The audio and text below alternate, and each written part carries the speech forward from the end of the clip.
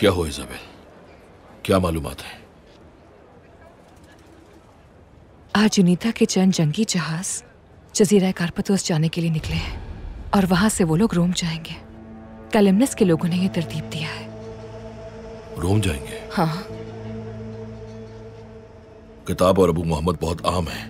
दोनों को सही सलामत रोम पहुंचाने के लिए उन्होंने जंगी जहाज मंगवाए और इस बात को हमसे खुफिया रखने के लिए वो कारपतोस जजीरे से जाएंगे।